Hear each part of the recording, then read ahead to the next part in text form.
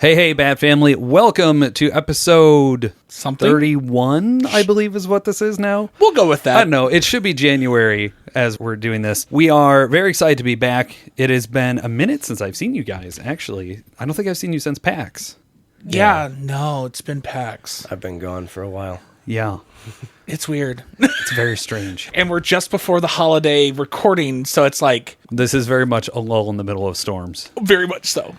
So with that, it is very exciting that we actually have somebody else on the lifeboat with us. Yay! And grab an oar. Right. So we have the president of Level 99 Games. He is the developer and publisher of some of my absolute favorite games. This is D. Brad Talton Jr. Brad, welcome to the show. Thank you so much for having me. I'm glad to be here. And it was great to meet you all at Gen Con as well. It was so much fun. That was so much fun. You showed us so many great things.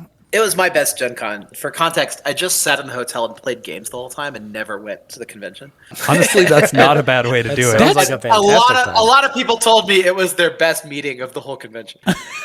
We had a really good time. I thought we were going to be talking Campania because I'm part of that Kickstarter. And you showed up and you had Dealer's Tarot and you had Salty Scratchers. And I forget what the other game we played was. Oh my but gosh. we played like 3 or 4 of your prototypes and we just had an absolute blast. Was it the one with the schoolyard art? Yes. Yeah, Death Striker. Death Striker. God bless. That was a great game. Oh man, yeah, it's a silly game, but it's super fun. No, I'd love to tell you all about how that's coming along and Campania. But yeah, a lot of things are happening here at Level 99. I will say, Jason, you missed this. And frankly, I'm impressed that Brad is willing to join us because I went aggressive geek out over Bullet. And I really thought he was going to be like, oh my God, what is this guy doing? I need away from him. No, I appreciate it. It's always awesome to hear that somebody has resonated with what we make. That's the reason. Like, that's why we do it, is to have that kind of talk, to hear that you've enjoyed it and that it's been something special for you. So I always like to hear that. And I will tell you this now. I do a top 100 games every year. I've done it since 2019. And Bullet has made my number 3. Wow. Oh man, that's great. I'm blushing over here. You can't see it, but I'm tearing up a little. I cannot tell you how excited I am for Bullet Cubed and Fan and everything else. Like, I really adored that game. So having you on the show, it sounds like a weird way to put this, but it's a big get for me because I really respect your game and your designs, and we've all had plenty of fun with it all. So. Well, thank you so much. I'm not the designer of Bullet, but I got to see, everything happen in that game and help bring it over the line. And my production lead, Josh, is the creator of Bullet, and it had been his dream to build this game, and he built like 40 versions of it, and he worked so hard on it. And to see the reception that it's gotten, to have that validation and like that vindication for so much work put into this game, it's been really good. So Marcus talked a lot about Bullet, and a lot of times when he has a game that he really, really likes and he wants to show it to me, I like it, but I'm not nearly as enthusiastic. We played Bullet, and I was like, and again? Oh, this is fun.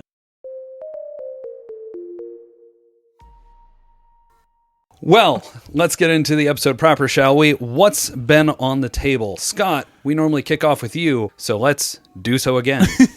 I am very happy to say that I have been able to get Frosthaven back onto the table. It's been a while since my group has been able to get together. Eric was doing all the Halloween stuff, and then of course we slid over into PAX, and we got to have a nice little revival because while I was at PAX, I stopped by Cephalofair. They had their special bundle for the 4 solo characters. Nice. That they those are those like overly sized boxes. Yes, the overly sized boxes that you saw that I was trying to pack, because what they did is they picked an NPC from each of the boxes. So Jaws of the Lion, they pulled a character from, they pulled out Satha from Frosthaven, they picked out Cassandra, which was pulled out of Forgotten Circles. Oh, the expansion. And then they pulled out Hale, who was in Frosthaven and Gloomhaven, and have made characters for you that you could throw in there. That's super cool. We've been having a blast, and we've actually been able to get over a couple bumps because one person was like, hey, I'm going to take this one. I'm like, cool. We've actually had a blast. It was a lot of fun, and I got to play another game, but I'm actually going to bring up to my table shelf and trade later on in the episode.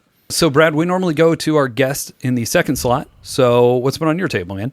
I've been playing a ton of Compile. I picked this one up at BGG, played it in the library, see if I'd like it. I played it like 3-4 games back to back. I immediately went on and bought Compile 1 and Compile 2. It's hit my table like 10 times since then. Really love the variety and the unique take on lane battlers. So the pacing of the game is just right. There's a lot of dynamics to when you take turns, what you want to play, and once you get to know the factions, kind of playing around your opponent's faction and controlling your own for maximum effect. It's a really neat one, and I'd highly recommend Compile. I need to try that because that's from the guys over at Greater Than, right? Yeah, and it was, I don't remember who eventually picked it up, right? But like everything from Greater Than has moved to different publishers now. And I think that was the one they were really concerned like might not come out because of what was going on over there.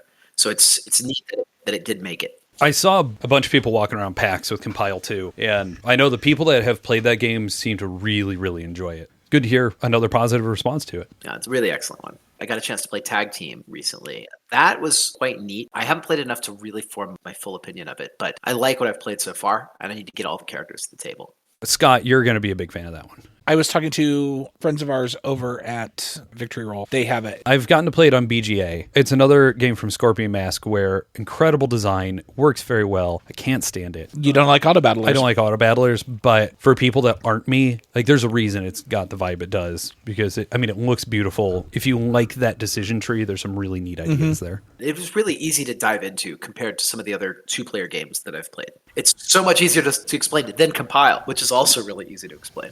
Jason, you might actually want to look into it too, because it kind of has that Aeon Zen thing where you're just like flipping your deck over and you're just slotting one card in. It might actually be a good one for you. So it's going to be kind of like a prep and play deck flip. Yep. That's pretty cool.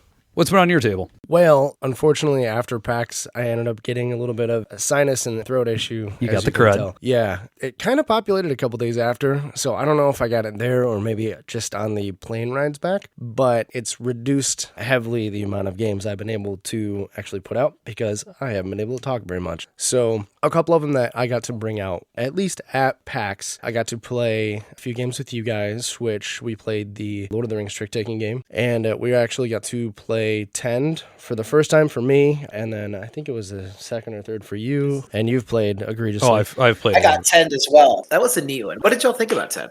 It is a mad child of IV Studios, and I'm so shocked it works, but it works, and it works well. We did prototype coverage of it last year, and I've been playing it ever since with that same prototype, and it's shown up, and I've already played it 3 or 4 times again. I mean, it's incredible. It's roll and flip and scratch and write and stamp, and it's all the things, everything. but it just works so well. Yeah, that one really, it caught me because that one actually felt like a board game version of Stardew Valley or Animal Crossing for me because I just loved to cultivate what I could put together, and I didn't really care about my victory points throughout the end of the game. Yeah. I was just fun Yeah, to be it able kind of to... sucks you in. Yeah. And that neighbor bonus, it's the one reason cool. I actually like it more as a multiplayer game than a solo, is that in the solo game, you're still able to score for the neighbor stuff, but you don't get anything other than the track rewards. Yeah. So being able to sit there and look at your compatriots around the table like, hey, are you giving me anything this round? Like, it'd be really nice to know that if you are. I like that for as solo as the game can feel, that little bit of interaction just adds such a nice texture to the game that it feels like I may not care what your score is, but I'm still caring about what you're doing. Yeah. It was fun to go ahead and see what everybody else did and kind of like what route they took. And obviously my first thing was I want a space cow. So I went up and I got a space cow. You had one like beginning around 3. It was so early, but I hard focused. But that was one of the big ones. Another one was actually something I slept on at last PAX and just picked up recently. We played over at Goshen and Dragons side quest, Sonic Roll, which was a really fun one that we got to break into. And it's really, really well done with the IP where they have taken so many aspects of the original Sonic 1, 2, and 3 games from the Genesis and really pile drove it into this fun dice rolling game where it's not exactly push your luck, but you have a little bit of that in there. And the cooperative side, along with having a campaign, just really worked really well. And I even showed it to my family during Thanksgiving, and they had a blast with it too. Sonic Roll is really good. I think it's better executed than the Mega Man Adventures one. Yep. Because the mechanisms are just tighter. I think it also just the theme lends itself better to that particular play mode, but it's a super fun game. Yeah, I agree. Those would have been so far on mine, but in all honesty, because of the laryngeal issues, it's been more video games. So for mine, I've actually gotten a surprising amount of stuff. I'll be talking some of it later, but the first one is one that, frankly, I would have never picked up because I heard the name and I'm like, yeah, I passed. And then I found out that Cozy Stickerville is what Scott ended up with an accidental extra copy of. And long story short, we ended up swapping for something. And I realized what this game was, and it's Corey Kondenzka's last design. And so I sat down with it, and like someone else we know, I may or may not have done the entire campaign in one sitting in about 4 hours. So there's that. I threw on the Stardew Valley music while I was playing it. It is very much Stardew Valley and Charterstone slammed together, essentially. It's very cool. Okay. I played a lot of that one. I'm probably going to go through the other half of the game. It's weird how the post-game works because it's just use the rest of the stuff you didn't use the first play. So I don't know how I feel about that, but at least there's 2 campaigns in there. We also got to play Potions of Azurland over the weekend. We're going to be reviewing that for Lucky Duck here in the next few weeks. It uses that Nidavellir system of bidding, and nobody is going to have the same number generally, but there is that tiebreaker system that Nidavellir has. But it turns into a larger, essentially, resource management contract fulfillment game. It's a little long, but for being just wizard potion masters in the forest, it's really, really interactive without any kind of jabbing or poking at each other. It's really interesting. I like that one. And then we have been playing a not insignificant amount of Nana, I don't know how you pronounce it. It's Trio is the most recent release of it. But one of my friends went to Korea recently. Hi, Allison. And she brought a copy of that back, and she actually left it here this weekend because we were playing it, and she's like, I got to go home. Look, it's a silly set collection, kind of card shedding, kind of memory game. Works really well. It's silly fun. Nice. We played it with a regular deck of cards at PAX on last night. I didn't realize that that's basically what we were playing. Yeah. I mean, you can literally play it with a regular deck of cards, but she has a fancy actual version of it. Or maybe the dealer's tarot. Ooh.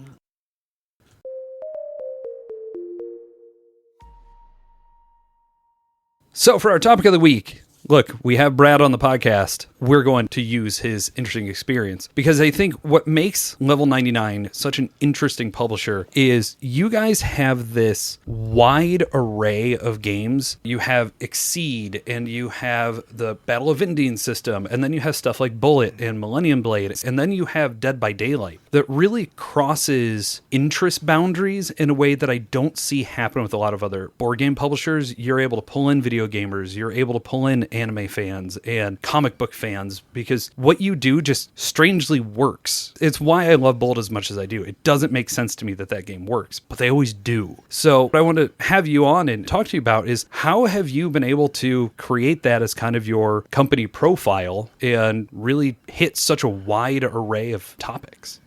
I think I would say the most important thing is that at Level 99, we're an independent publisher. There's just a few of us, and we really get to make the games that we're excited about and the games that we're inspired by. So if we come on an idea and we're not really excited about it, even if we think, oh, this hits the market, oh, this is going to be good money, yada, yada, we say, no, I don't want to do that. We've turned down like some pretty big licenses in the past just because our team wasn't excited about them. We've taken on some smaller licenses because they were really, really exciting to us personally. And with things like Bullet and Millennium Blades, I think the important thing is making something that you're excited about without reservation, like going in and building something that suits you. And this was my kind of original premise when I was working on my first games. And I thought maybe I will try and publish this. It was, I like this, and maybe there's enough people in the world like me that they'll like it too. And turns out there were. So that's always sort of been the way that we've approached it, is going passion first on our design choices.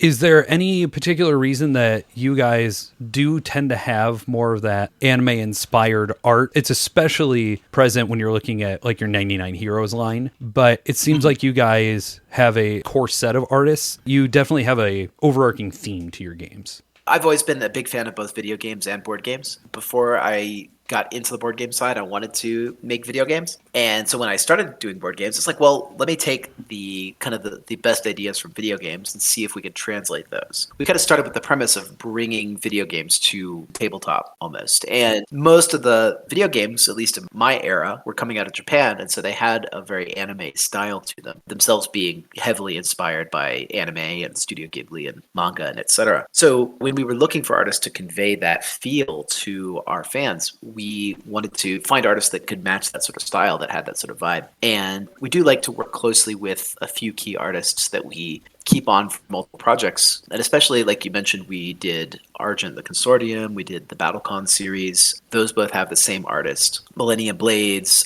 a lot of our older titles, Disc Duelers, 7-Card Slugfest, Pixel Tactics, those all have the same artist. So we like to have an ongoing relationship with our artists, and they're really part of our team too, and try to keep them working with us for as much as we can. Millennium Blades might be the most art done by one artist for a single game. I'd have to go check that. But Fabio's done like 700 or 800 pieces of art for that game. One of the joys of it, and I think, Jason, you had mentioned this as well, one of the reasons you enjoyed just flipping through it is how many references and how many jokes and parody things are in there. Where did that all come from? Was that from the artist? Was that from you guys? How did you end up with that many crazy things inside that box? Honestly, we just pulled on every source we could. For my part, I had a couple things that I mandated that I wanted to do that were parodies that I wanted, but I also just kind of let Fabio, the artist, do whatever was interesting to him. And so, he came back with an entire set of evil gnomes that are like references to famous comedians. And that's weird, but okay. And I was like, oh, just do like a cowboy set, right? And he came up with all the references for all the characters in the cowboy set. And that's sort of like how we would work is we'd have like high level concept and I'd have some ideas, he'd have some ideas, but ultimately Fabio really did the execution on those and brought them to life.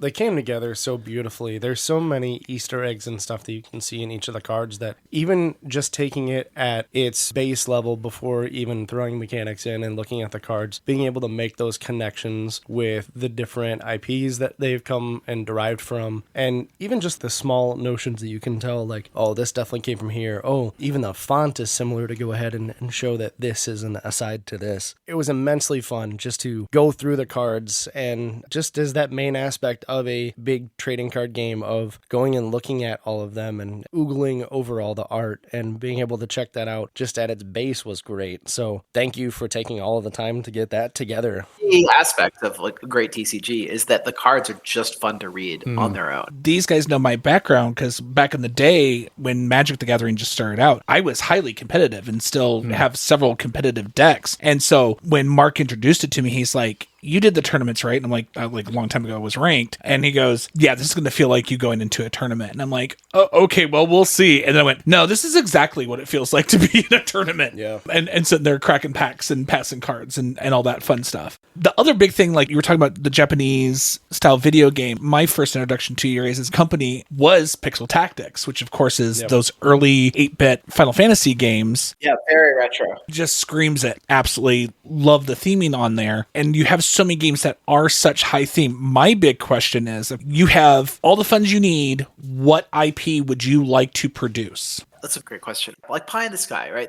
Super Smash Brothers. Yes, please. But it's the unattainable license, right? Because it's actually 10 or 15 licenses. But if I could make any game, that would be what I would do. I think I want to tell you one other story real quick. It's like going back to Pixel Tactics, because you mentioned that. And we were talking about the artist, and it brought the story back to me. But when we did BattleCon War of Indians, like our first game, I brought on Fabio as the artist. That was his first project. He did like 2 characters in that. And then he came to me and he's like, oh, look, I was just in my spare time, I made these sprites. And he showed me the little 8-bit sprites for all the characters in the game. And I was like, I can make a game with that. Just do like 7 more. And that was where Pixel Tactics started. Like the project was art complete before we ever got to actually making the cards and coming up with the rules. We started with the art. And it was just Fabio's random inspiration to do these pixels that created Pixel Tactics and everything that came after. It had me right there at the artwork. I sat there and looked at it and went, I'm 11 years old again, and I'm playing Final Fantasy, and going, just making my little sprite dance. I really want Chiptune Scott now. We can make it happen. We have artists. Only because you mentioned BattleCon, and I don't know if either of you have played it. BattleCon is a wild game because it takes a 2D fighter like Street Fighter and turns it into a card game. Works weirdly well. A lot of cards, really a lot of cards. But If you couldn't get a license like that, would you want to do something with like the BattleCon characters of, you know what, it's Smash Bros, but it's not? We're coming out with a game called Wardens. And that is sort of my best attempt at Smash Bros. On tabletop. And it is done with the Indians characters. So if you look out for Wardens, you'll see that. It's a miniatures tactical game, right? You measure and you move, but it's using the BattleCon and Exceed engine as its combat engine. And it's got multiple characters supporting and interrupting. So you have these big melee situations where 2 or 3 characters will throw in to create one final attack string. And so you get that sort of melee feel in the tabletop miniatures arena, and it's a lot of pushing, it's a lot of mobility, managing space and point control. So it's really cool. And I think that's what Smash Brothers would be to me if it was on tabletop. That just had its Kickstarter. Not yet.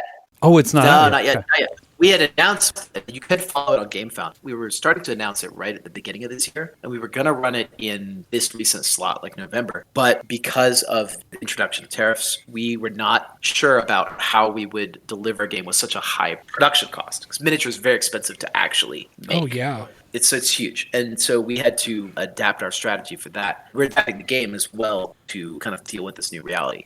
We're moving to acrylic standees as the basic character models, and then releasing the miniatures for 3D print. So you can still have the really nice miniatures. So you can do STLs. Oh, that's phenomenal. That's a idea. gorgeous idea. I'm very excited. I had thought that had gone through because I remember seeing that come up and I put it on my saved projects, but I thought I just missed it. Oh, that's good to know. We just didn't launch it. We just weren't sure how we were going to deliver it. So you don't want to start a project that you can't see the end of. That's fair. As a publisher, your job is to build a portfolio and then sort of make investments in the products in that portfolio, try to attain perennial status on key games. Right? That's sort of like the art and business of publishing. That's what we want to do, is launch a lot of things, see how they fly, and then attain that perennial status and keep things in print. And we've seen that with like Dead by Daylight, with Bullet, with Spooktacular. These are games that we've had to reprint multiple times this year alone. That's awesome. And we're getting into that status. Yeah, we're distribution and continuous sales. We got our first game in Barnes & Noble this year. That was a huge achievement for us, something I've wanted to do for years. Very cool. We got the noir deductive mystery game sent to Barnes & Noble. So we're building up those channels, and it's really nice to have both sides now. One of the things I think is interesting looking at that and hearing that is the partnership that you made with Exhibition to bring Campania over, because that feels like a game that it wouldn't make it in a Barnes & Noble type situation. So how did you end up finding a game like that and saying, you know what, Level 99 can do this for you?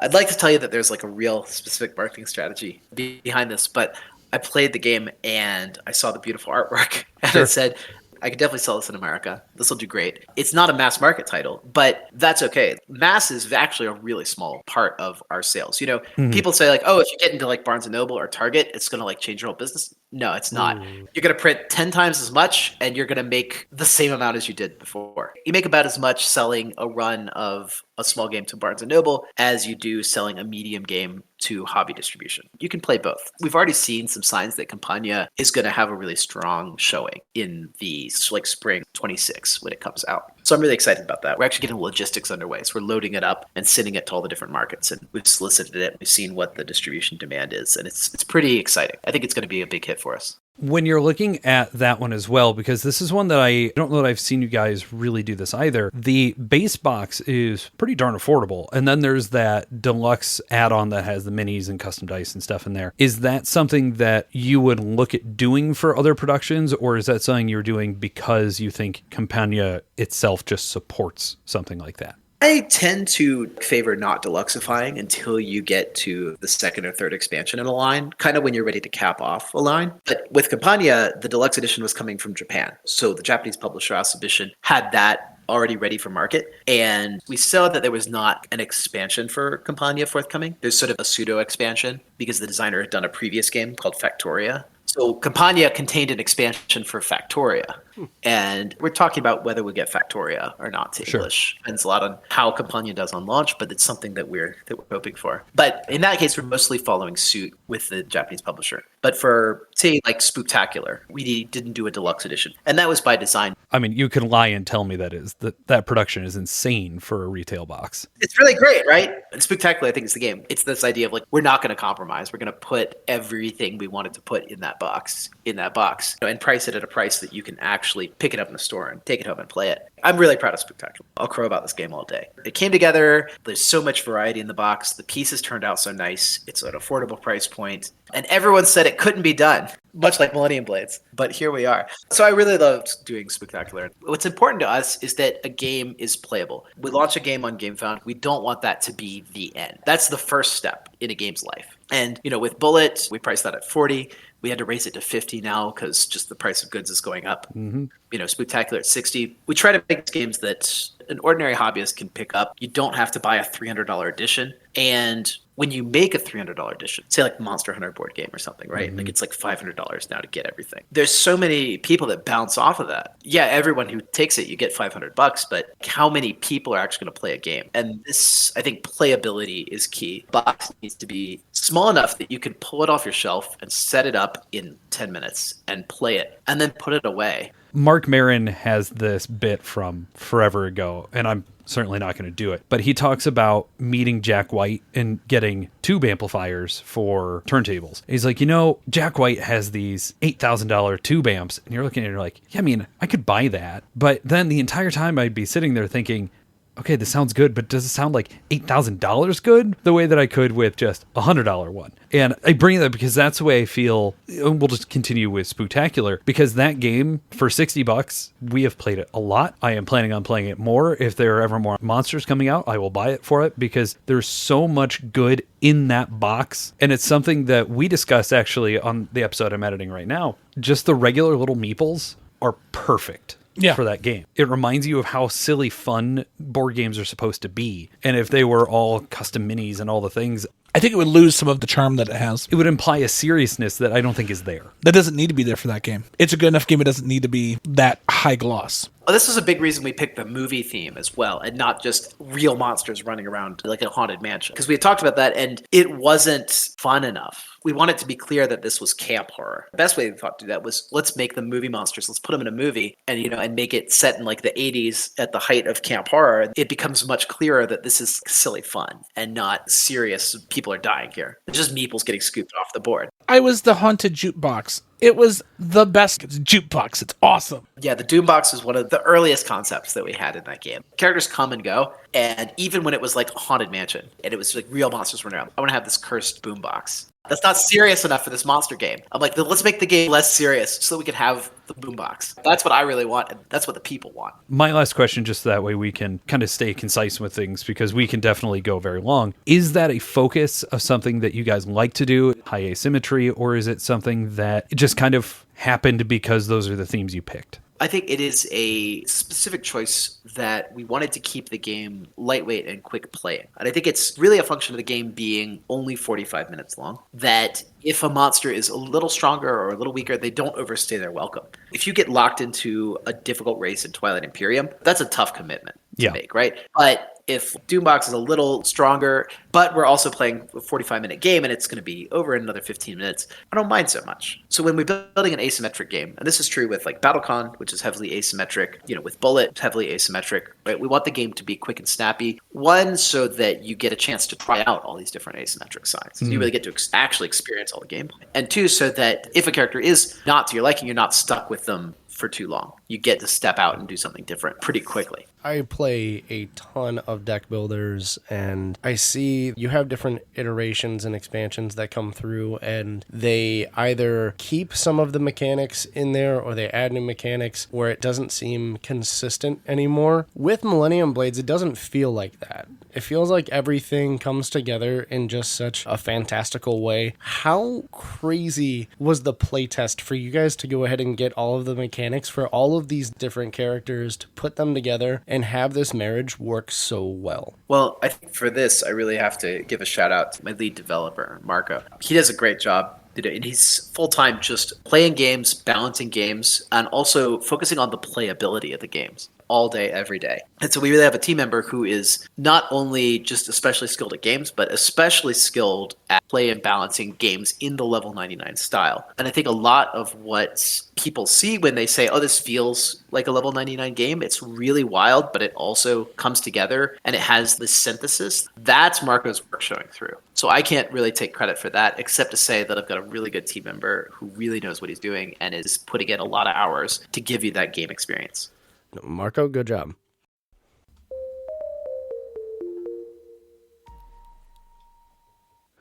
We are sponsored by our great friends over at Grand Gamers Guild. Located not terribly far away from us in Grand Rapids, Michigan, they are a publisher that specializes not only in bringing enjoyment across the complexity spectrum to your table, but making sure that international releases are also finding the ability to be played here in the United States as well. And on that, let's talk about one of my most anticipated games of the year finally being released stateside, Kokeshi. Since I first played Kokeshi on BGA, I have been obsessed with the game. If you like combo building, bumping tracks, and really pretty presentations, then Kokeshi is for you. On your turn, you'll activate one of your tracks, and based on the way you've built them, you'll likely cascade into other tracks. It's a simple concept executed amazingly well. And in this new release, there is the new B side of the player board, which allows you to move even more tracks. And so it gives the game even more variability and replayability. Legitimately, I cannot wait for this to finally be in hand. It is now available to be ordered from grandgamersguild.com. Keep in mind that in support of us, Grand Gamers Guild is offering a referral code to kick back to board all the time. So if you go to grandgamersguild.com and use discount code BATT10, that's BATT10, when you pick up Kokeshi, you'll make sure that we're supported and you let them know that we sent you. Thank you again so much to Grand Gamers Guild.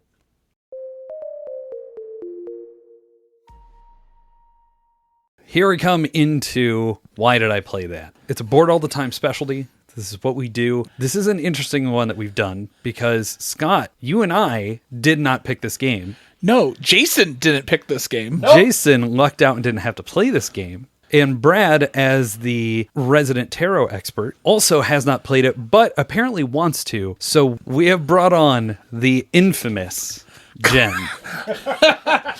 You will not have heard her episode yet. We have recorded one with her that is episode 35. But Jen, hello. Why do you not like us? Hello. I listen, there are so many reasons. The better question is, why do I like you? Because we're awesome, and we're at least nice to give you step stools. That she will then push us off of. I have made it through the entirety of 2025 with no chair violence, and I don't want to be impugned on the internet like this. Oh, I'm sorry. This is not the right space for that, dear. So Brad and the rest of our listeners, Jen is one of our fellow volunteers, coworkers, booth mates, whatever you want to call them, at Gen Con at PAX. Jen, you and I have now known each other for the better part of a decade. And wild. I know, right? And you have turned Le Plateau into almost a meme of you show up to places with this board that looks like a cribbage board had a nightmare, and then we just don't play it. Yes. And guess what? If you bring it again, I won't play it. So why don't we go ahead? We're going to have you kick it off and explain Le Plateau. I mean, how does one explain Le Plateau? Le Plateau is a trick-taking game that uses a French tarot deck. And as far as the trick-taking goes, it's pretty standard rules. There's nothing really surprising. It's a must-follow, must-trump game. But in the middle of the table, you have an area control board. And based on the cards included in the trick, you are either on one team, which is trying to build a specific pattern across the board, or you are on the opposing team whose entire purpose is to prevent that from happening. And you mark spaces on the board based on the cards you take in the trick. And I prefer it to just like a standard trick-taking game at this point because it introduces a new strategic thinking space and decision space where sometimes you can take a trick, but it's not in your benefit to do so. And so you might want to throw a trick knowing that it doesn't have the cards that correlate to the spaces you need on this area control board. And it is done via the most obtuse bidding system. Oh my God. Yes, this is the part I did not include in my description, which is that when you are determining if you are going to be on the side trying to build your pattern or the side trying to disrupt the pattern, it is done through a bidding system where different patterns have been assigned a point value that is then adjusted up or down based on if you are doing them solo and if you are exchanging cards with the not dealt pile, which in this case is called the Talon, but it is the leftovers essentially. And so you have to determine your point value and then adjust it appropriately based on if you are bidding for partners or if you are bidding for the Talon or both. And then you just go around the circle upping the bid until somebody says, I can do this pattern without the Talon, and that's a value 8. And everybody else around the table is like, yeah, good luck with that. It is.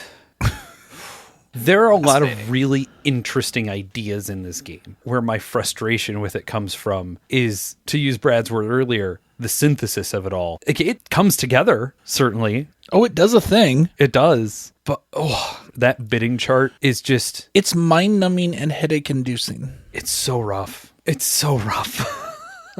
I think my biggest problem with the game, and this is just me, because of my extensive background of basically being told at 4 that, hey, you're going to learn how to play euchre, and have then proceeded to learn every trick-taking game that has ever seen the sun, I never wanted to take tricks. I never wanted to try to build a pattern, because I knew I could be a jerk, and was, the entire time we played, on helping block. And yes, I realize that's part of the strategy, but, I don't know that I've ever played a must-trump game before. I've played, certainly, an inordinate amount of... must-follows.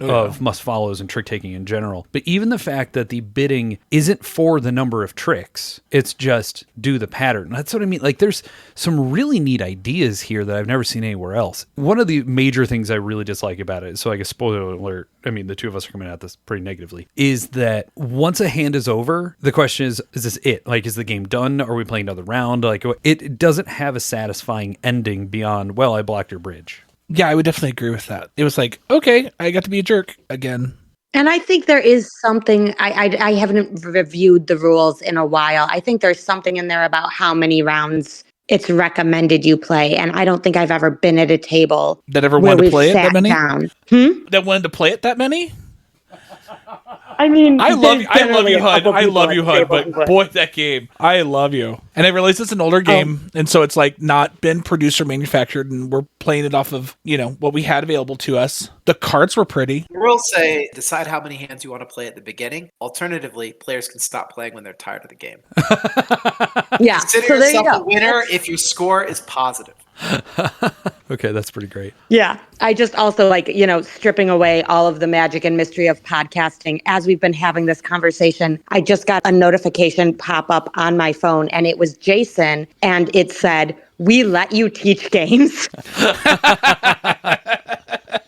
So, that's there too as well. That's fair. Oh, here's the thing. It is fair. I came out of this one knowing the game. I just didn't like it. Yeah. The actual trick-taking itself was very interesting, especially when you are stuck into that must-trump situation, because it almost has that feel of the crew of, okay, if I know that I brought Scott along with me on this, can I get him to feed me the card that we need to keep building our pattern? Or Jason can look at it and be like, oh, how am I going to block over here? Because if I can just make one more space, like if I get this card, well, then we own this, and now I've broken the pattern because you can't get across the board. There's some really, really interesting ideas in this. Mm-hmm. There's also the inverse, where if you are forced to play a card that you need on the board, you don't have another alternative, but it's not going to win the trick. You are now making eye contact with your partner across the table, like, if you don't save this for us. Well, and that's even assuming you have a partner. Because if you're doing it all on your own, that then changes the decision space again, in that it doesn't become as much of a social thing now. And there are some little nuances we didn't discuss here, which is that it is not like bridge or euchre where you are seated across from your partner. And so it is generally known throughout the game what order the tricks are going to go in. Your partner is determined by whoever has the highest non-Trump suited card that you don't have. And so you can end up in a situation where you and your partner are right next to each other.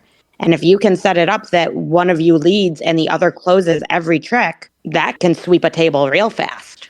Jason is just like bathing in relief that I think he didn't have to play this. He's like, I dodged a bullet and I don't know how. I had a feeling that you guys would either love it or hate it, and I thought you would fall down a little bit on the hate it side. But the reasons I thought you would hate it, I almost reversed.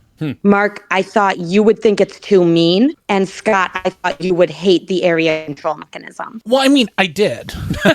I mean, but like, because we all not know as much as you hated the bidding. Yeah. I think I don't mind being mean when I have to be mean. But it was just like the easiest way for me to do the thing that I needed to do to win was to be a jerk and be the competitive jerk that I can be. And I was just like, I want to enjoy this game. I want to be able to give an honest review on a game that could potentially be really, really good. And maybe I'll really enjoy it. And maybe I'll understand why Jen likes it. Guess what? I still don't understand why Jen likes it.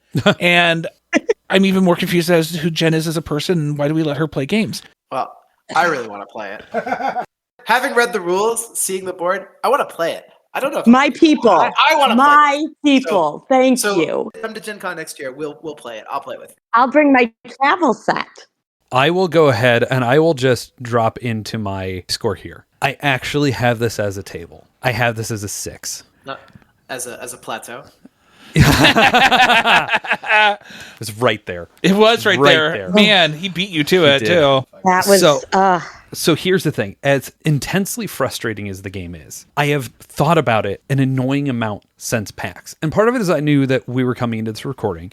But the other portion of it being, I just want to try that partnership system more. It's so interesting the way it works. The trick taking itself is very interesting. My issue with the game largely comes down to the same problem I have with Cat in the Box of the area control in the middle, which in this game's case is the game, is just one thing too far. But unlike Cat in a Box, which is run off of the bidding system of I have to take this many tricks, which I don't like in my trick takers, the bidding is more interesting in a way than a game like Niet did it of, oh, we're playing 3 people, somebody's going to be out, I'm going to bid for my partner. It all works. That's the annoying thing. It all works. It just annoys me. Well, I should say then I also have this as a table, but it's one less. It's actually a 5. Really? Because of how mean it is. Because we know I don't have a problem being mean. Yeah. This game made me have a problem with being mean. And yes, Not as much as Courtier. Not as much as Courtier. Oh boy. And yes, there's the area control aspect. But I mean, I don't even really feel like that's an area control aspect. That's literally just like, I've played enough games where it's like, okay, cool, I'm claiming I get to put my chip here. I mean, that's Pokino and, the Game of 49. And there's all sorts of stuff. You play stuff, you put a card out. You put a chip out. And so you're trying to do those same things. So it's not so much as an area control as it's just, can I put myself in the spot where I'm putting the cards in the right situation so that I get to put my chip there and not you. So I actually, it's a 5 because of how just mean it made me, which is weird because, like I said, I don't have a problem being mean. Yeah, and surprising absolutely no one. It's a shelf for me. It's going to be a solid 8, which it's on my shelf, and I keep an even tighter shelf than Mark does. So it's not going anywhere anytime soon. The meanness for me, it's not an issue because we know we're going into a player versus player game, right? Yes. Like that negates that for me. And if you don't want that table feel, then don't play this game. And I think that's very valid. But it rests as an 8 for me because of that decision space that is so different from the other trick takers that I have played.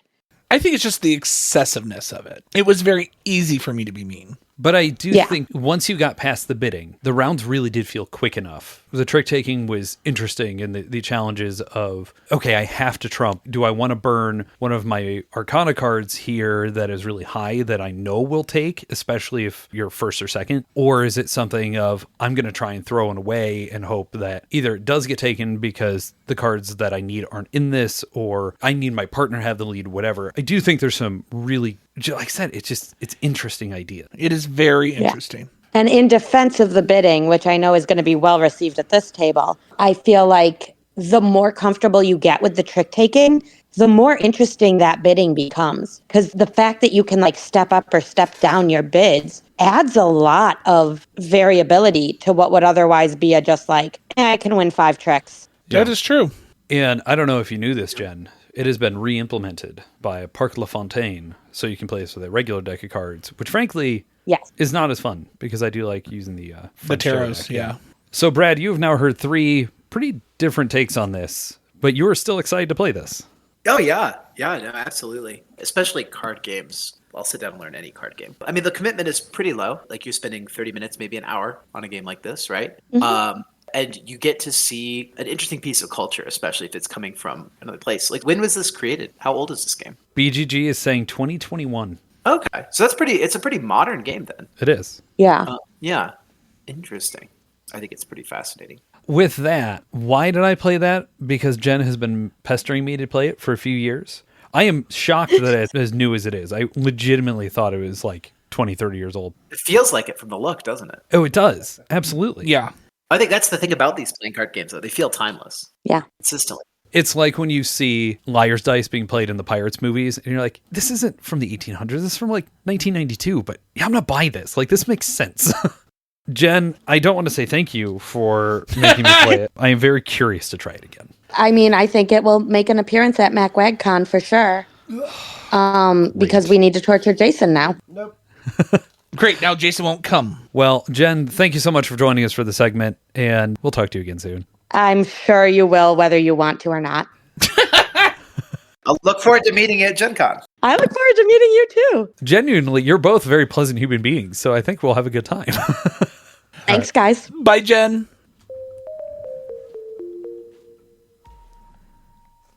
Table Shelf and Trade. This is our standard micro review segment where we bring a couple games that we are excited or interested or just want to talk about, and we give them our reviews. We are very lucky that Brad is joining us for this segment. It's not very often our guests join us here, so I'm very excited for that. I have brought 2 games. I've got Dos. Yes, I got 2 games that I can talk about. So, Scott, we will have you do your first one, so jump right in. Alrighty. I had the pleasure of hopping over to Victory Roll Board Game Cafe last week and got the chance to sit with the gang over there and got to play Seven Wonders Dice. It is the roll and write version of Seven Wonders. I have now played every Seven Wonders that is out there right now. That one came out at Gen Con? I think so. Yeah, it's like the most recent. And I'm going to be honest.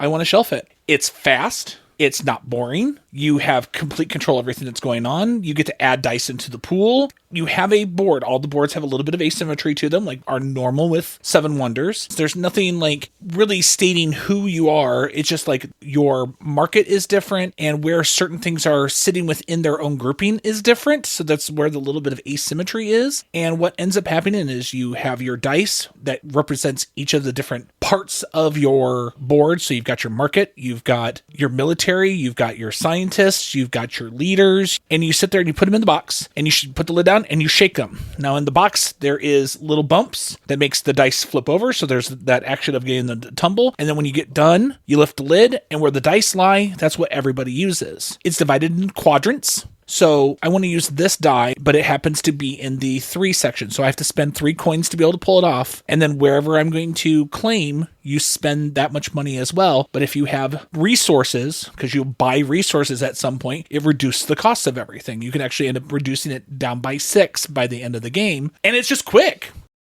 Brad, what is your first one? My first one that I've had on my shelf recently is a game called Toy Battle. It's by Paolo Mori, one of my favorite designers. I really love this game. I guess you see a theme. I'm doing 2-player games. I play a lot of 2-player games. This is a great game. I could play it with my 6-year-old daughter. We have a great time. I can play it with my friends at work, and we have a great time. So it really suits all ages and all play styles. Such a clean, easily teachable, easy to play, fast playing design, and it's a small, compact package. It doesn't get bloated, even though there's a ton of content in the box. I just think this one does everything right. Yeah, so Toy Battle, that's on my shelf. I went through kind of a reevaluation of Palomore's work a few years ago, and he went from one that I didn't think I liked his games to the one that I had played at the time I just didn't like. And now anytime I see his name on a box, I really want to play it. And I have heard nothing but good about Toy Battle. It's so easy to get. It's like $25, something like that. It's accessible. So accessible. But Libertalia is like my top game of all time. So I'm always following Mori's work whenever I see something out. Winds of Gale Crest is my number 6. Like, it's very, very high on my list. That's the game that made me look at him again. I was really upset when Stonemaier got the new one because I wanted to print Libertalia. Gotcha. So then, I mean, I'm glad. I love the Grail Quest edition, but I also wanted to print Libertalia. I have to wait another 10 years. So Yeah, I was like, oh my gosh, he doesn't like it. no, I love it. I love it. That's it's envy. This is my vice. This is envy coming out. Jason, what you got? So my first one is one of the games that we got to play over at PAX, and it is Alibis from Roleplay. We got to go ahead and throw down Alibis, which is essentially a group deduction game via word association. Essentially what you do is you take however many people you have and you multiply that by 2, and you add one more criminal to go ahead and put down on the table. Now, once you go ahead and put those criminals down on the table, then you will all be dealt out 2 of those criminals that nobody will be able to see, and they are essentially the people you were hanging out with for a night. You are essentially their alibi. Then look at the criminals who have randomly been given these words on the board, and once you go ahead and you take a look at those, you have to find a way to combine those 2 or to make it accessible for everybody else in their mind palace to put those 2 words together so that you can go ahead and have one word that you're going to give everyone where they're going to say, all right, you've got a rowboat and you've got a plane for your 2 criminal words, and you'll potentially say transportation. And maybe everybody around the table will be able to go and get that. Well, the cool part is once you all write it down, everybody gives their words out, and we'll go ahead and make guesses on who everybody's alibis are. And by the end of the round, everybody will have an idea of who the criminal that did that act for the night is. If there's at least one person that gets your couple right, then you'll go ahead and get points. If there are a number of people that go ahead and get the criminal at the end of the night right, then you will go ahead and get, I believe it's 3 points apiece. All in all, you have, I believe it's 3 rounds to get varying amount of points. I found that unless you have a very dialed in group, it can be very, very difficult to go ahead and reach the point plateau that they want you to reach. Your group really needs to be in sync on this one. Yeah. Oh, yeah. And so if you've got some left brain thinkers and right brain thinkers, it can go very awry. So it was swinging in the sense of you need to go ahead and have the right group. And so for that, I've got it at a table at best. So I put it at a 6 because unless you have that group that is going to be very good at putting things together, that one is going to go in and feel kind of like a letdown. And I think for ours, even once we had such a rough first round, none of us really were confident that the second and third round were going to go ahead and help us get to that win at the end of the game. I am really surprised to hear you give it that, because I am very surprised I rate it higher than you. Alibis is essentially a perfect fusion of code names and just one. Yes. And I think it does things really interestingly, where I have it as a 7. It's a table for me. It's a high table, but you own it, so I don't need to, and I own just one. And in the board all the time library mass of games, you try and not repeat games very often. But I really had a good time with it because I essentially gave up on winning and beating those numbers. It was really more about who is on my level. Like I had school bus and lead as one of my rounds, and I said yellow, and somebody realized, oh, he's thinking of the lead in a pencil's normally yellow, like a school bus is normally yellow, and just somebody actually got my thinking perfectly. It was such a neat community game. I really enjoyed it. I would happily play it again. Like I said, I don't need to own it, but I am very surprised that I came in higher than you did. I also have it as a 7 because it's the blending of those 2 games that I've enjoyed Codenames, but it's not been like, I want to play Codenames. The problem with Codenames for me is that first 5 or 10 minutes of a round where you have one person just sitting there staring in silence. Alibis puts everybody in that spot at the same time, so you're all interacting, and then by the time everybody's come up with whatever bizarre connection they've had to come up with, everybody generally comes out of it at about the same time. It really gives me what I've always wanted Codenames to be. And then, the Just One thing. I love Just One, so. And when we played it at PAX, there was the majority of us that were able to write succinctly and get it done relatively fast. But we also did come across, at least on a couple instances, where there was kind of a push because one person might have had a little bit of a paralysis situation. And it was harder because it kind of felt like we were inadvertently pressuring them to kind of move along and go a little bit quicker. And that gave me another part of the like not feel goods, just because like I understand where everybody's coming from, and I know exactly how hard it can be on both sides. And even when we played that, you know, we went through a full day of working at PAX, so we were all kind of burnt out for things. But I do feel like there's just this disconnect for me that when you play the game and it says, you know, if you want to go ahead and win, you have to hit this high of a point variation. If you end up only getting 3 points in the first round, there is mathematically no way to reconcile that. And it doesn't feel great. And I know that it's about having fun, but also make the game that way instead. Sure. Maybe lower the point threshold then. So something like that. If you homebrew it, it'll probably be a better point score for me. But otherwise, I'm still at a 6.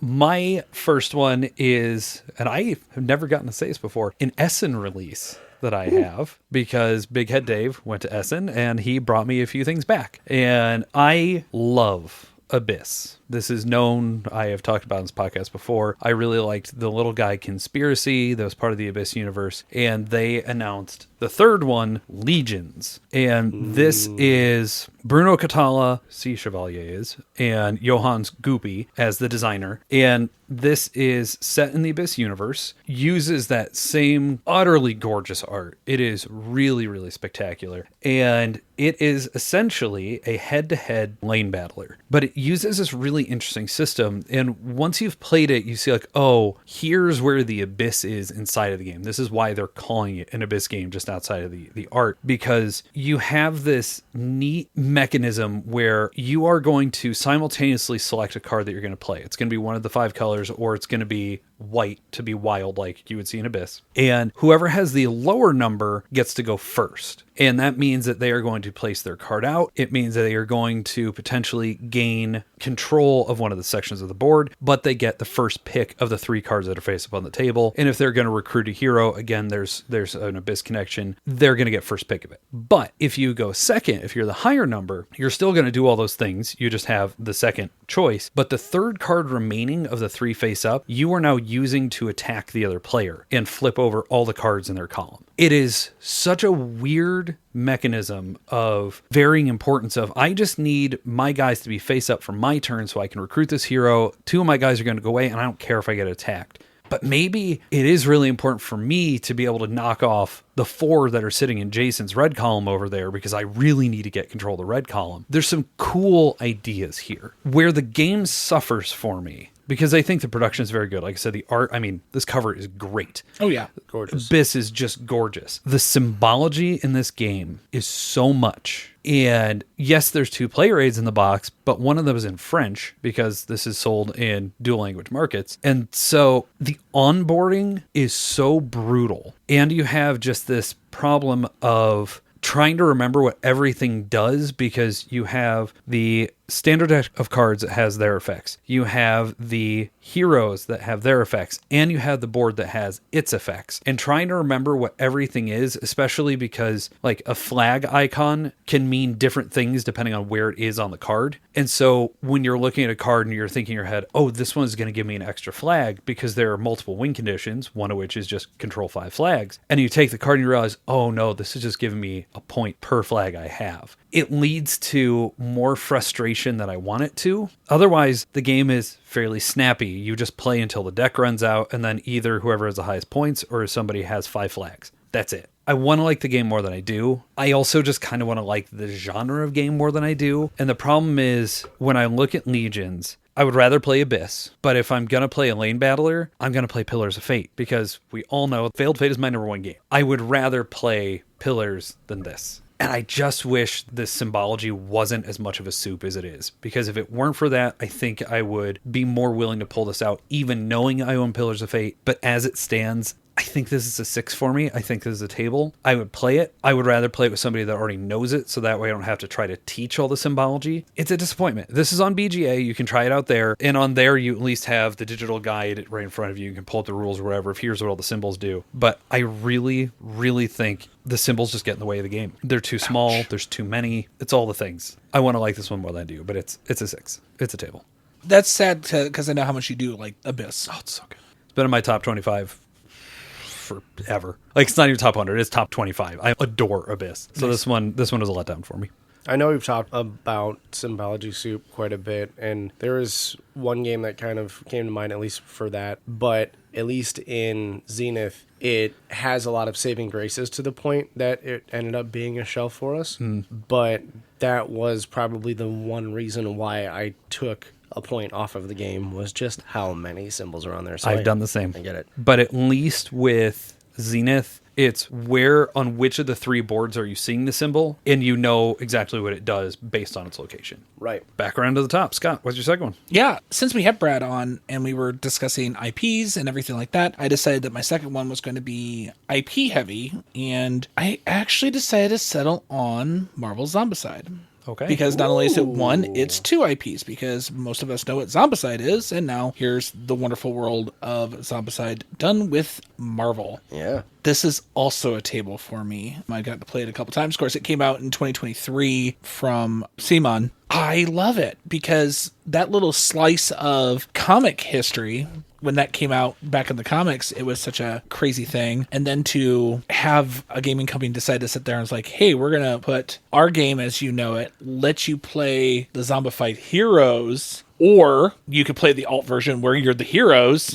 And it's just like, oh, love it. Because, you know, in regular Zombicide, you're human. You're trying to survive. And this one, you're like, nah, I'm a zombie. I'm going to try to eat people. And you're rolling for hunger. And it gives me the merging of both worlds. Yeah, this is a 7. I definitely don't need to own it. We've got friends that own it. Zombicide is fun. Yeah. Marvel Zombicide is better. They didn't skimp on it either. The minis are gorgeous. They are hyper detailed. There are even Easter eggs from the Marvel Zombies lore that are on the minis themselves, which is cool. And the awesome part that we got to check out is there are interactable pieces that get put on the board for each scenario, and some of those you actually get to use, and you can choose to either use them or not, but they're essentially like movable pieces. For example, Hulk can pick up the Avengers Tower A symbol and throw it at people to be able to use That's it. cool. So there are some really cool aspects of the game that go ahead and keep it fresh. Dealing with hunger compared to your abilities is a really cool dynamic to go ahead and kind of battle with while you're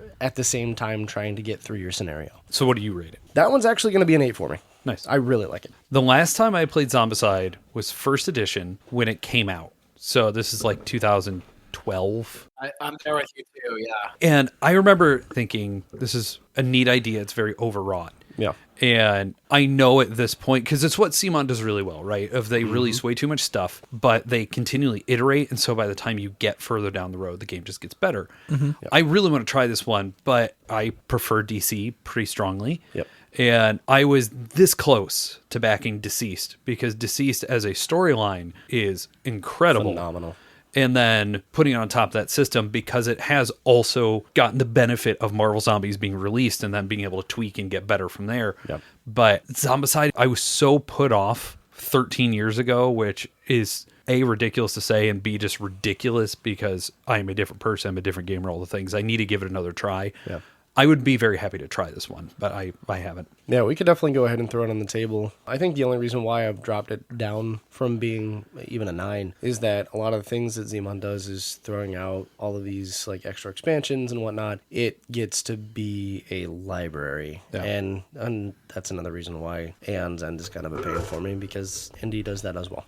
Brad, what is your second one? So my second game is a recent release by CMYK. It's the new edition of Magical Athlete. This is a game that I've been playing a lot lately. Magical Athlete, I say it's the best bad game you'll ever play.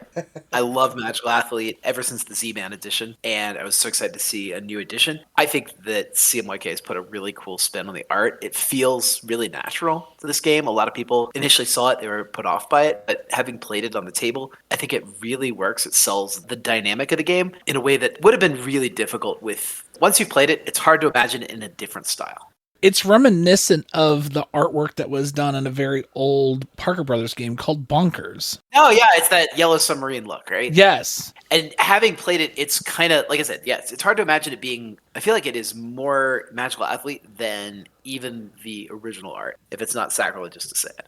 It feels so goofy. And there's new characters in it. The new characters are extremely goofy. The streamlined rules are much easier to follow for a game that's already easy to follow. And you sit down, you draft some characters, and you start rolling dice. And insane stuff just happens naturally on the board, and you laugh about it. It's great. It's a game I've loved a long time. Very excited for the new edition, and it's a really great production. That's my recommendation, Magical Athlete. Really need to try this one. I've been wanting to play it ever since I originally heard about it because people say it's the roll and move game that works. And that is just not something you hear very often. Oh, It looks wild. Well, that's three of us that haven't played it. So, Yeah, right? so Jason, down to it. what's your next one? Well, Mark and I got to go ahead and do a 1v1 game night where we played quite a good few night. games and got to share some potables. And we had a great time and a wide range of games, one of which I did on, I believe, the last TSD I was here for, which I essentially said it was best to use as kindling, which was Caesar. Yep. I'm going to go on the opposite side of that spectrum for the night. And my 10 out of 10 game, I know I'm jumping the shark here, is Bite Wings Iliad. I absolutely loved this tile placement. It was gorgeous. It is so thought-provoking in the game. The artwork is just a banger. Jump on the game. I have said 10 out of 10 to put it on my shelf, and the only reason why it's not there, and I've only had one or two chances to go ahead and pick it up, is because it's readily available on Mark's. Yeah, if you ever want to borrow it, you know it's there. Absolutely. Look, Harry Conway is the artist, which is the artist of Veiled Fate. That is what drew me to it. Then you see it's Reiner Knizia, and you know it's 4 rules, and it's going to be awesome. And then you tack on that it's Bitewing, and Bitewing does incredible productions. Oh. It is such a neat idea of you're just placing your tiles, and there's only a couple numbers available, but how you place them, where you place them, because who gets to pick what tile on either end of the row or the column that you're taking from. The decision space is delicious. I agree. It's a perfect 10. Yeah. I absolutely adore the game. I have literally nothing bad to say about it. It was one of my all-time favorite games of the year. It's really an excellent 2-player game. And it's compatriot Icor. They're very different games, but they're going to be seen together commonly because they're part of the same series. They released at the same time, all the things. And Icor is very, very good as well. I own both. Iliad is the one I would pick between the two. I can't disagree with it being a 10. It's incredible. Brett, have you tried it yet for Iliad? No, I haven't. As a chess enthusiast, I think this one would go ahead and hit a lot of spots for you on your mental mechanics. I would definitely recommend trying this one out. Okay, let me make a note. And you have not gone to try it yet. No. We need to fix that. That is a 1v1 that we have not played. This has been a good year for 2-player games. Yes, it has. For sure. Oh, yeah. Mm-hmm. Except for Caesar. Here's the thing. I got to see the preview of Flintlock, and I cannot wait. I think it's going to be everything I wanted Blitzkrieg to be, and I already like Blitzkrieg. Yeah. I'm very excited. I hate going from such a high as Iliad down to where I'm at here, but man, I have tried this one a lot. We were provided this to learn at PAX, and you know, I love Stonemaier games. It's one of my favorite things. I have many of them in my top 100. My bias has been very present since the first episode of this podcast. Origin Story is a superhero-themed trick-taking game that plays from 1 to 5 players and is just a miss for me. It really just is. At the end of the day, it is a must-follow trick-taker that has a lot of asymmetry and a lot of special powers that, depending on how much tolerance that you have for chaos and just a lot of stuff happening, really I think is going to be reflective in how much you enjoy the game. At a solo mode, it's at its best for me because the solo mode works very well. I mean, I'm pretty sure it was Morton that did the solo mode again, but when you have even 3 people, you have upwards of 6 abilities per person by the end of the game. And not all those abilities are going to be used every round. Some are going to be used in different scenarios as others. It's a lot to keep track of. There's a lot going on. The art in independent setting, I think, I'm going to say the same thing I said about Wormspan. I think Clementine Campardu did a great job, but this art does not match this theme. I don't like this art for this game because if I'm thinking superheroes, I'm sorry, I own almost 10,000 comic books. I have a pretty tight idea of superheroes in my head, and there's not much I can do about that.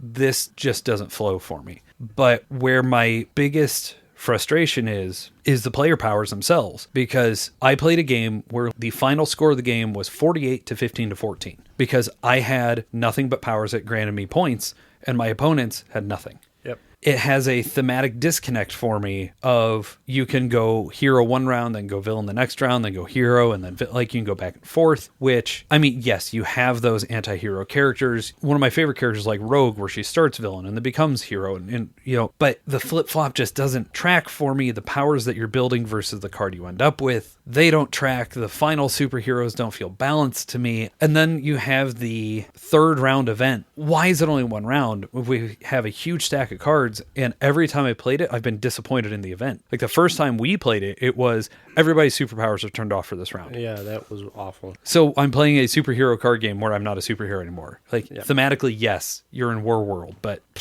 I want to like this one. I'm giving it more points for the solo mode. If I had to pick on my own, this is maybe a 3. I'm giving it a 5 because I think the solo mode is interesting. I think it works. I actually like the solo more here than I do for Northwood, but I'm never going to table this with a group of people again. I do not like it for that. Jason? I do have a connection between the artwork for Wormspan, Origin Story, same artwork overall, the watercolors and stuff are gorgeous. I do enjoy them in this setting, at least for the boards and for the characters as they are. The cards are the big disconnect. It's such a weird aspect for that. This gives me almost Sandman vibes. And I enjoy it. The imagery is beautiful, but there's nothing behind it. I understand that you're supposed to be creating the story for these characters and whatnot, but you're also just getting like, okay, here's a cloak, okay, here's an ally, okay, here's a superpower here. There is nothing in this that is driving creating an origin story for a character when it's just trick-taking overall.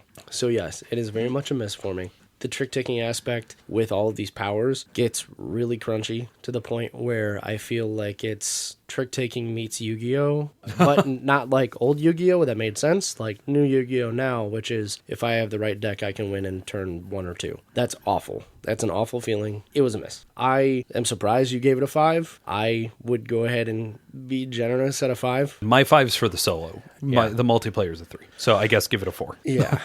I'm going to go ahead and give it a 5. At best. Brad, have you played this yet before I give out my review? I haven't yet. I've heard buzz that is similar to this, and it's sitting on the table of the other member of my game group who tends to be the one to pick up all the new games that come out. So I'm looking forward to trying this, but I have not gotten it there yet. I got to play this a bunch at PAX and have played it before PAX because I had to learn it to be able to teach at PAX. This is a table for me. This is a 7. I can... Okay. The artwork, though not traditional comic book style art, which I would totally agree with you, it definitely is more the reminiscent of the new age fan art, and that's what that vibe is giving me. Not so much of picking this up, this is a Marvel comic, this is a DC comic, this is an Image comic, this is a character that I love that isn't a comic, and this is my fan art of that person. This is my tribute to that person. So that's how I can get to it. I can get away with the randomness because you're right, the powers are random, and yes, you're creating a character and it doesn't really make sense. What the powers are there for, it's just basically putting a title onto something. So maybe the theming doesn't work for the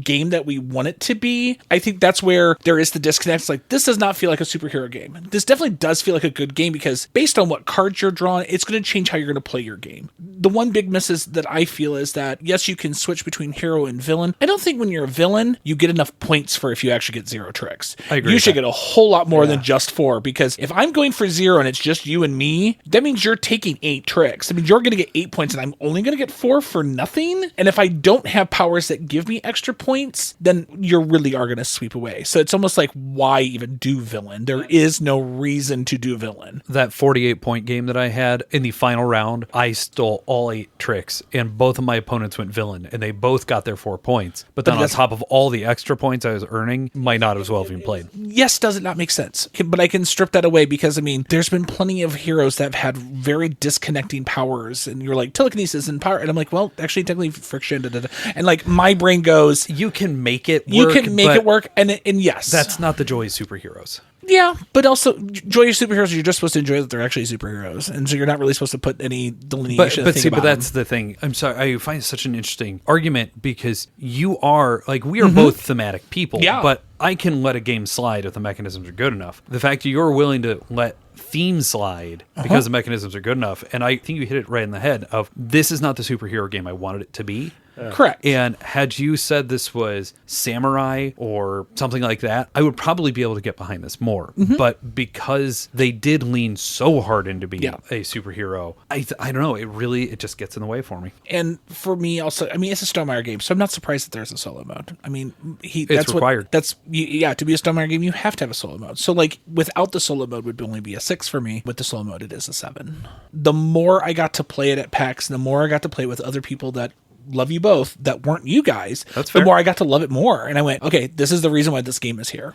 I have played this with a number of groups that are also not you guys for that explicit purpose. Yeah. And I have yet to have anybody be blown away by it. The mechanics are the reason why I don't like the game. The cards in and of themselves are so swingy, and some of them are so situationally good with some of the powers that when you go ahead and get this card with this power, it can break the game. And that's how you get those 48, 15, 14 breaks. Those games don't feel good. But I think you might have just hit on why this did as well as it did at PAX. Yeah. Because I don't know that this would have done well at Gen Con. Because Gen Con, you have your focus, like, we are the gamers is what we're here for. Yeah. What at least I learned at PAX is I'm the people that are here because either I like Penny Arcade, or I'm here because it's a cool convention in town, or my brother or my boyfriend or whatever, they're the person that's here. And so I'm here with them. Ooh, this game looks neat. Because what Brad was mentioning earlier about mass market games, there is a lot of swinginess. There's a lot of randomness. There's a lot of that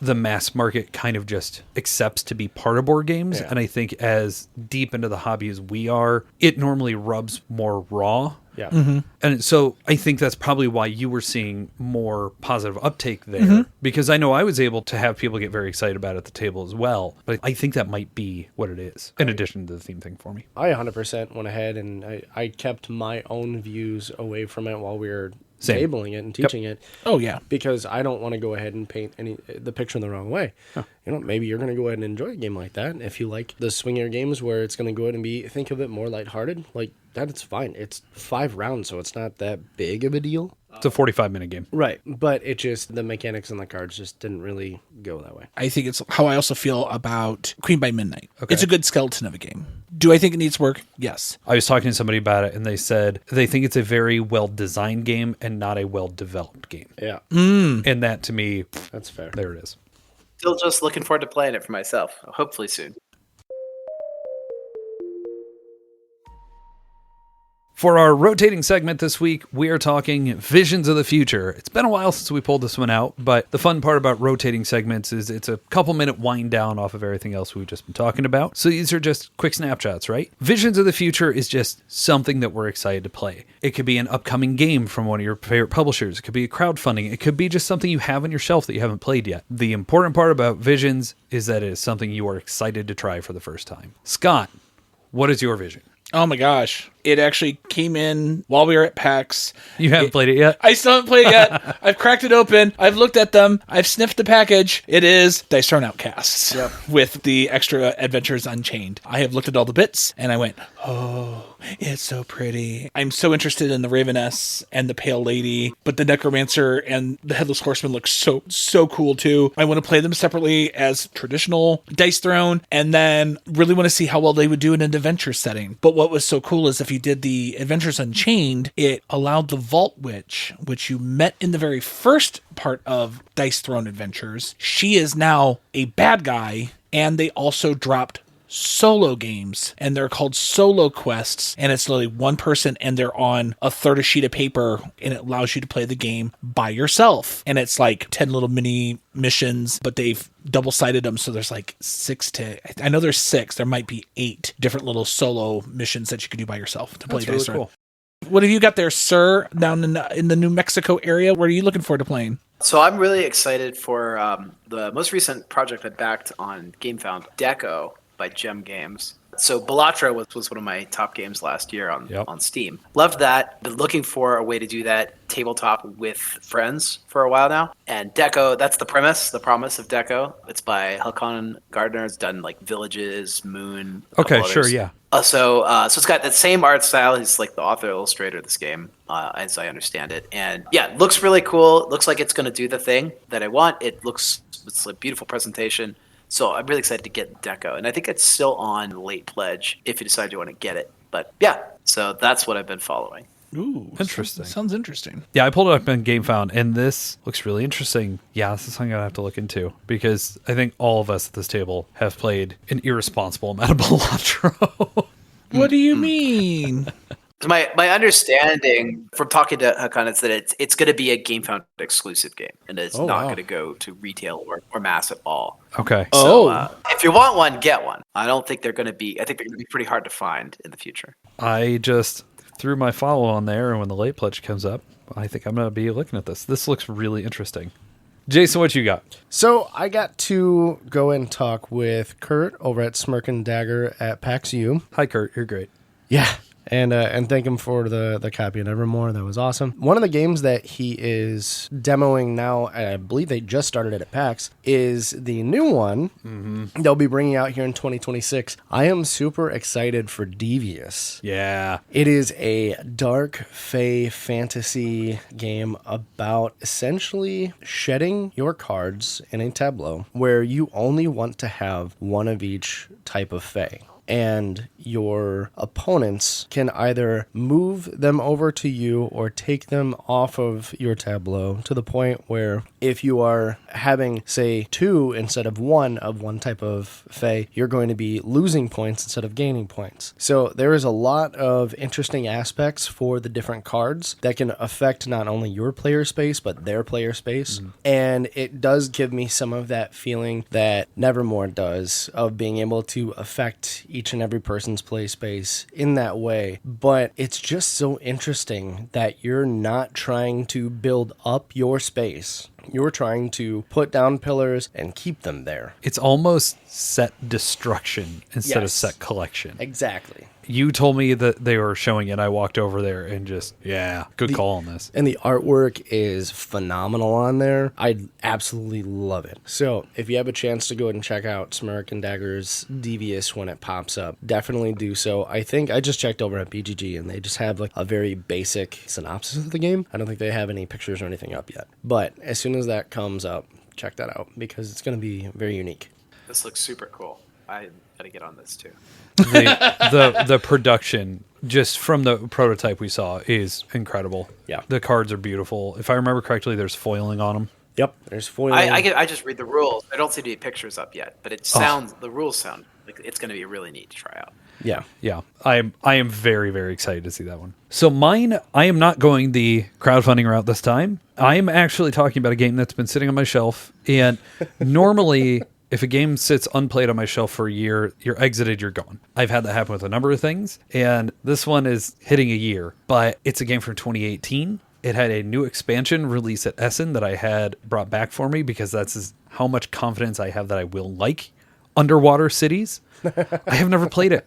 I've never actually played a Vladimir Suchi game at all, but we've talked Abyss earlier. I adore Aquatica to ridiculous amounts. I love underwater themed games. This is perfectly down the line as a mid-weight Euro game with really neat mechanisms, a really good rule book. It looks like the teach is going to be super quick and super nice. I just haven't played it. And it's frustrating because it is so just like at the top of my list to play right now. Every time I look at my unplayed shells, like, I know we have to play this for the podcast. Mm-hmm. I want to play Underwater Cities. We need to play this for the podcast. I need to play Underwater Cities. Like, I just keep coming back to this game, and I cannot wait to table it because it's just thematically, it's so cool. It has such a good reputation, and I think it's going to be one of those mid-weight Euro games that I can get a lot of people excited about.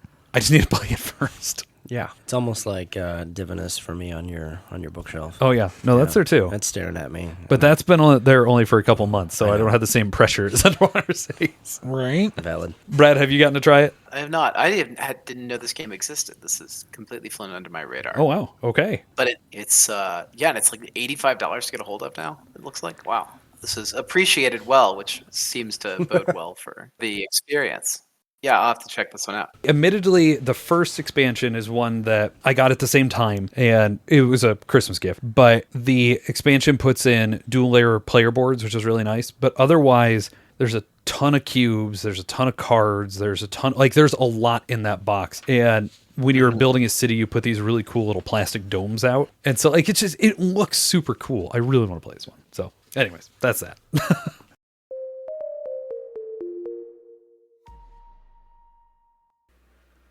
We'd like to say thank you to Secret Door Games over at 215 South Main Street in Elkhart, Indiana. Since opening their doors in 2015, they've been dedicated to creating a friendly and inviting space for board game enthusiasts in downtown Elkhart. Their knowledgeable staff is there to help you find new ways to have fun with an extensive selection of board games, card games, miniature games, role-playing games, and more. Whether you're a seasoned gamer or new to the hobby, you're invited to come in, explore, and share in the joy of gaming with them. Open 6 days a week starting at noon, closed only on Mondays, you can make sure that you have a great time supporting your FLGS and getting to find Board All the Time recommendations while you're at it. You can also find them on their website, www.secretdoorgames.org, which will be in the episode notes. Thanks again to Secret Door Games for supporting the podcast. Next up, we would like to say thank you to our longtime friends and new sponsors of the show, Meeple Source. They've been supporting us all the way back to 2019, and we love getting to support them back. Meeple Source is a one-stop shop for all of your board game upgrade needs, stocking realistic resources, custom pieces for specific games, game trays, metal coins, playmats, promos, and all sorts of other accessories. You'll be able to make your games look utterly glorious. They also stock bundles of everything you'll need to upgrade each piece of some of your favorite games like Wingspan, Agricola, or Brass, and frankly, more than I could possibly list here. They also stock Geek Up bits if you're looking for the bags and acrylic tiles for all of those titles as well. So be sure to go to meeplesource.com/partner equals BATTG to let them know that we sent you their way and to make sure to support both Meeple Source and Board All the Time. The specific link for that is in the episode notes below, so go check it out and thank you once more to Meeple Source.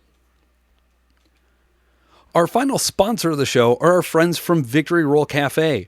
A long time ago, a group of friends had a vision to create a space to combine all their passions into one singular dream. This is the culmination of those things. They brought together excellent food, specialty coffee, and hobby board gaming into one space that is entirely family friendly as well. With a dedicated kids zone stocked with games for them and a custom dungeon for those adults who wish to game in a more thematic setting, you can find a wonderful experience every time you visit. You can find their current menu and the listing of their over 800 board games available to play on their website, victoryrollcafe.com, and you can visit them Thursday through Monday, opening at noon at 711 West McKinley Highway in Mishawaka, Indiana. Thanks again to Victory Roll for sponsoring us. Look, at this point, we know you've been listening to a lot of ad reels, so we appreciate you sticking around. If you'd like to get a hold of Mark, Scott, Jason, or any of the theater geeks in relation to Board All the Time, you can do so by emailing us at boardallthetimegaming@gmail.com. If you just want to talk about an episode, or you want to give us a topic of the week, or you just want to say, hey, you guys are idiots, What is with your opinion? Reach out to us. Let us know. We're in the process of relaunching our Discord server, so keep an eye out for that. But you can find all of our episodes, as well as some of our bonus video content that we're starting to upload on youtube.com. We are at Board All the Time. You can also visit us at boardallthetime.com. And while we're still figuring out our social media presence, we are still available to be found on Blue Sky and Facebook. Finally, we would like to remind you that you can catch Scott, Jason, and the rest of the regular cast of Theater Geeks every Sunday at 4 p.m. Eastern, playing tabletop RPGs, board games, and all other kinds of nonsense. So make sure to check them out at twitch.tv/theatergeeks. And now, get out of my ad spots.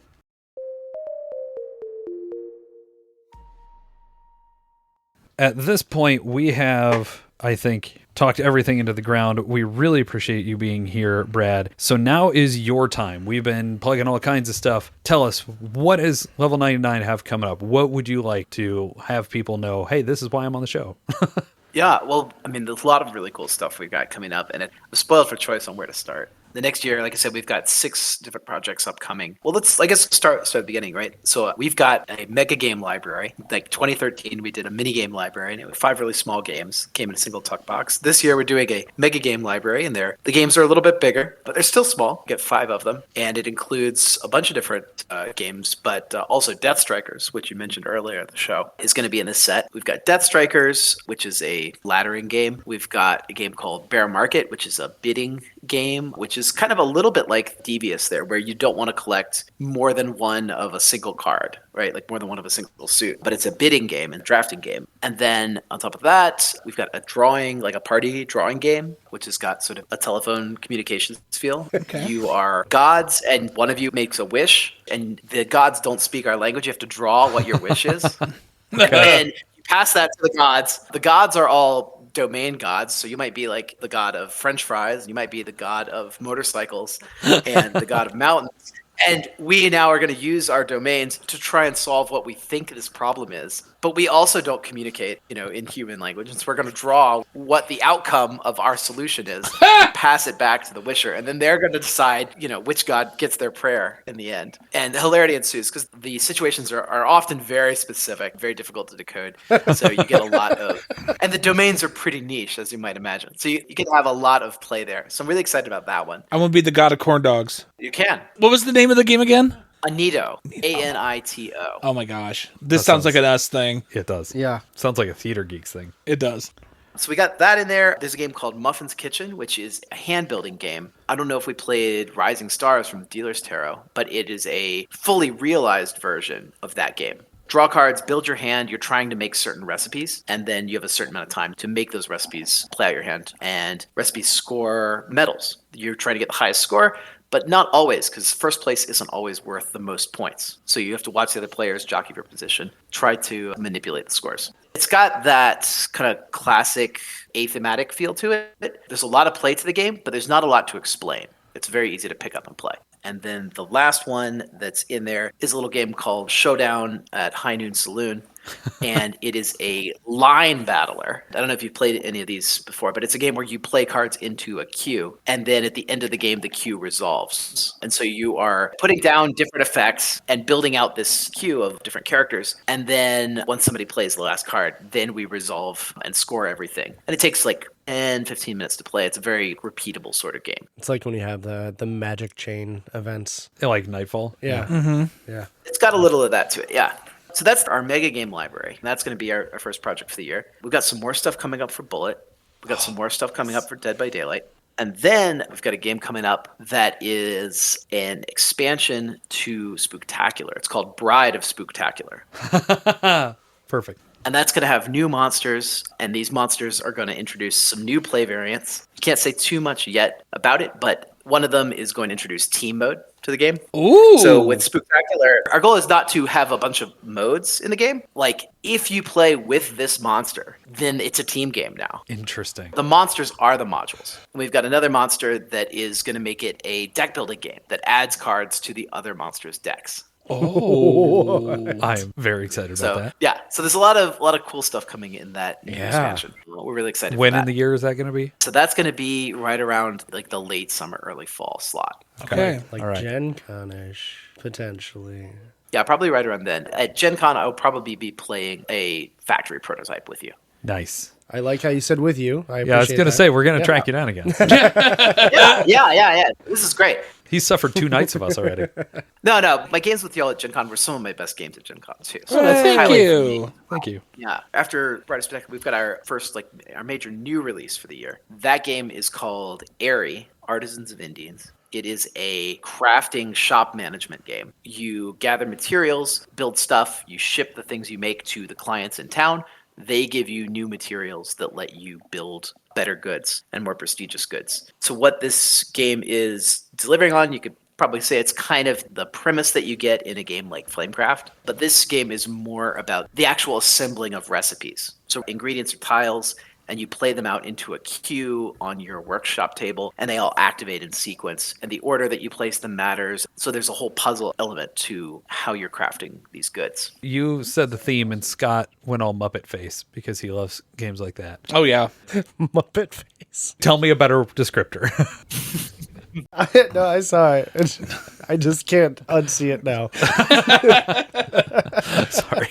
We'll have some art previews for that one too pretty soon. I can't really describe the art, but it's super cool. It's great art. I'm really excited about the look of this game as well. And then lastly in the year, we have Wardens, which is the one I told you that is sort of like Smash Brothers tabletop. You know, a lot of tabletop games, they're like gunfighting. And this is a tabletop tactics game that really embodies melee combat. Characters fight in close range. It's really important which characters are in range to support you and how they're going to be there and the angles that they can push you. So there's all sorts of different tactics, and yet the game remains really accessible, easy to play, and players are acting and reacting together in sync, kind of the same mechanics that we had for Exceed and BattleCon. Mm-hmm. So you're getting that direct, interactive competitiveness on the table. It's never not your turn in this game. So that'll be coming out at the end of next year. When I started looking at this, because I think you had mentioned it at Gen Con, maybe that's why I knew about it. But when I started looking at the Gamefound campaign, what this was giving me was vibes of Malifaux, like that tabletop style of here's your squad, but faster and less nitpicky precision, the way that tabletop gaming seems to be. I am legitimately very excited about this one. And we built it to try and make a game that cared about ranges, but where the ranges were pretty free, where you can pretty much eyeball the measurements. There's only 4 measurements in the game. You're either in like short, medium, long, or extended range. And so if I can hit you, you can hit me. Like it's in our range profiles. And then it's more about where do I actually want to position? Whose range do I want to be in and whose range do I want to be out of? And am I actually blocked on this person? And every character in their position really matters. It's available on TTS. You can actually play it right now. Nice. I'd love to run through a game sometime if anybody is real interested in this. We can do a live Absolutely, demo. yeah. That'd be great. But yeah, Wardens will be the end of 2026. Is there going to be 99 hero decks for all these, I'm assuming? Yeah, so each launch that we're doing this year is going to come with a 99 Heroes pack. That is a set of art prints. Usually they're done by the main artist for the series, unless it's like a series like the Mega Game Library where there's a lot of different artists, or like in Bullet where it's like a long-standing series, so we got a bunch of independent artists to do those characters. But 99 Heroes is sort of a collection of collectible prints of different arts, different things from our archives, or like independent artists that we've sponsored to do new works and sort of bring the games to life in new styles. So it's been a really fun project. I've quite enjoyed making 99 Heroes. It's a game you play with a standard deck of playing cards. You set out your 3 characters, they become lanes, and the cards you play into their lanes are both their strength and the trigger for different abilities. And so you're using your abilities and you're trying to build up enough strength to win the 3 lanes. The game takes like 9 turns, so it's kind of a 10-15 minute game. Real easy to sit down and play. Check it out if you get a chance. Very cool. It sounds like you're going to be seeing our names on a lot of crowdfunding next year. Yeah. Cool. I'd love to get in touch and just play some games with you on TTS sometime. 100%. If not at Gen Con. I'll Yeah. look forward to Le Plateau at Gen Con. I'm really excited for that now. We're all going to sit down and play that. So The connection's getting real weird all of a sudden. I don't... What? I'll play it with you. in the meantime, we've got Campania coming out early in the year, and we've got Bullet Cube coming out early in the year. I am Dealers frothing Apparel for coming that out early cube, in the man. year. Won't be long now. Won't be long now. There are a couple of Kickstarter updates that I wait for every month, and right now it's Blasphemous and it's Bullet, and I just want that friggin' cube. Like, I'm excited for the new heroes, but I'm also excited for some better storage for this game. For the storage. Because I was one of the crazy people. I have 2 sets of wooden bullets, and I have everything in there, and I have all the stuff, and it's like, man, it would be really nice to have this in one box. It's a nice storage box. I'm one of the people that kind of poo-poo storage boxes, but this one I'm pretty proud of. Yeah, thank you all so much for having me on here. It's been a lot of fun. Absolutely. Thank you so much for hanging out with us, especially for the extended amount of time. Yeah. We had Chris E on for doing Table Shelf and Trade because, that's what he does. But we've never actually had a publisher join us for that. And so I apologize for my timing math being so far off. It's fine. It's good to hang out and chat games. I love it. Don't get to do that enough. Sometimes you get in the industry and you're working so hard on the next thing that you've got to make. You don't really get time to think about and fully appreciate all the things that are coming out that are so cool. So it's good to get some ideas for what to seek out from y'all. I feel like I became a content creator and my gameplay just went whoosh way down. Yeah. Well, I'm going to say what I always say to everybody. Get out of my house. No, I'm living here now. Yeah, with that weather outside, maybe me too. Yeah, that might be fair.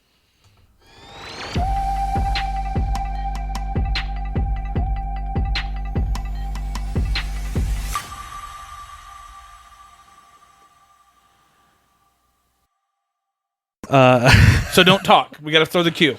It's like 4 seconds. Impossible. Dang it, Jason. We're supposed to be pretending to be professionals here. It wasn't me. I'm not the one who did that. I just want that on the record. Jen!